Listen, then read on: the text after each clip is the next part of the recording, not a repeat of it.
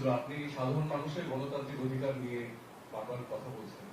সম্প্রতি Kolkata high court OBC, রাজ্যের যে ওবিসি সংরক্ষণের যে লিস্ট, সেটাকে তাদের স্টে অর্ডার করেছে, ইন্টারিম অর্ডার। এই বিষয়ে আপনার কি?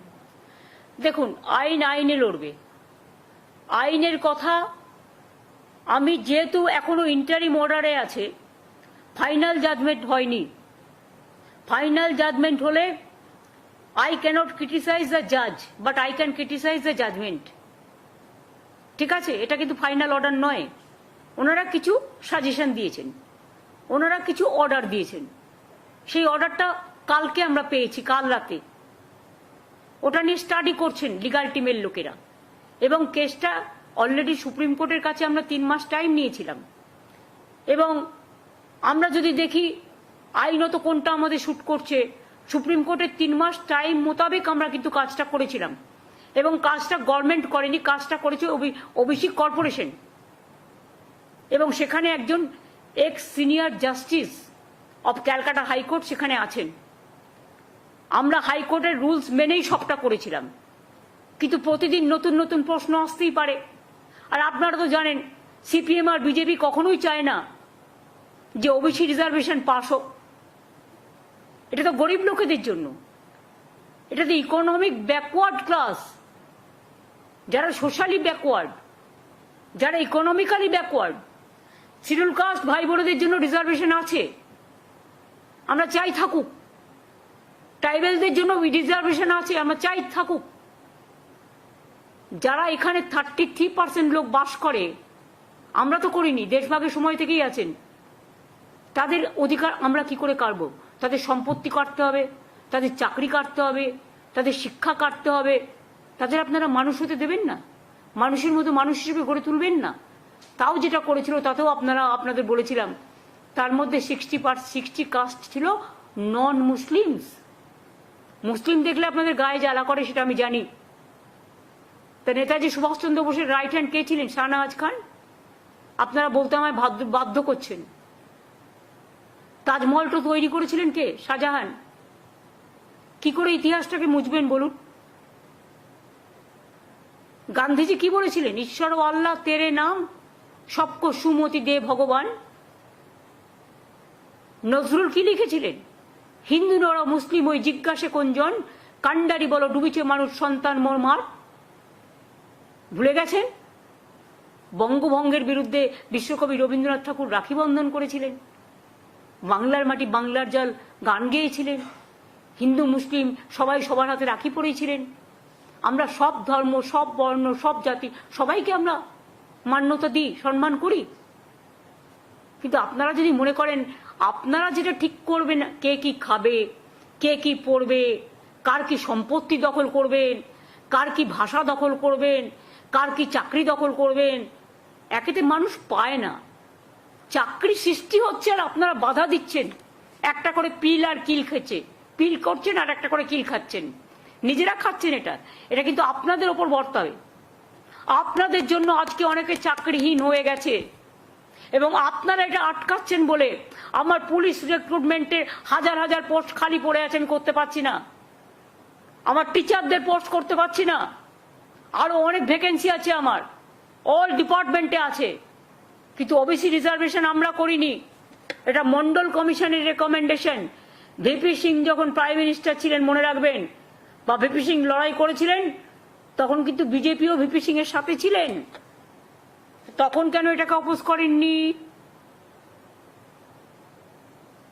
সময়ে সাথ দেবেন আর সময়ে মানুষকে অনাথ করে দেবেন, এটা তো হতে পারে না। আপনি কি চান ওরা পড়াশোনা করবে না? তাও তো ওদের টাকাটা আলাদা দেওয়া হয়, কোনো জেনারেল কাস্টের টাকা কাটা হয় না, কারণ এমনিতেই তাদের সংখ্যা কম বলে। এগুলো আমি বুঝি। কাজেই ইকোনমিক্যালি যারা ব্যাকওয়ার্ড, তাদের জন্য 17% আমি আলাদা টাকা দিই শিক্ষার জন্য, এটা মাথায় রাখবেন। আর যদি নিচু থেকে মানুষ উপরে উঠে আসে শিক্ষার দ্বারা, তাতে আপনাদের আপত্তির কি আছে? তাহলে আপনারা যখন অপারেশন করেছিলেন পহেলগাঁও, তখন আপনারা ম্যাডাম কুরেশিকে কেন বসিয়েছিলেন? যান প্রত্যেকটা আর্মি কন্টেনমেন্টে গিয়ে দেখে আসুন। আমি নিজে দেখেছি এয়ারপোর্টে। ইউনাইটেড নেশনসের পিস কিপিং ফোর্সে ইন্ডিয়ান আর্মিরা যাচ্ছে কাজ করতে, পাঞ্জাবিরা গ্রন্থ সাহেব মাথায় করে নিয়ে যাচ্ছেন। মনে রাখবেন, সব জায়গায় কিন্তু সব ধর্ম পালন করতে দেয়। এটা ওদের বৈশিষ্ট্যতা, এটা ওদের বিচিত্রতা। বৈচিত্র্যের মধ্যে ঐক্য। প্রত্যেকটা ক্যান্টনমেন্টে মন্দির আছে, মসজিদ আছে, গুরুদ্বারা আছে, গির্জা আছে, আরো যদি অন্য কোনো বৌদ্ধ ধর্ম আছে, এ আছে, প্রত্যেকটা।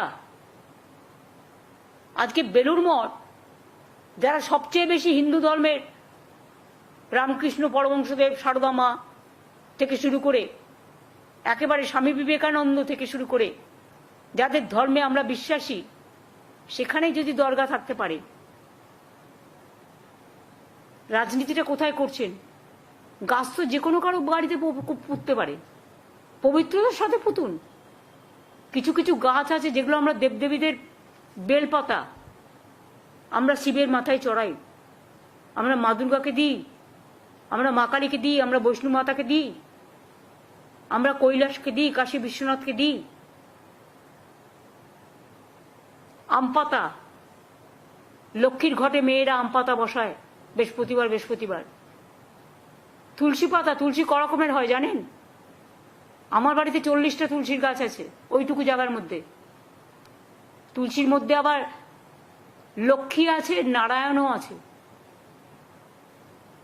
আর সব জায়গায় তুলসী গাছ হয় না, সম্মানের সাথে করতে হয়।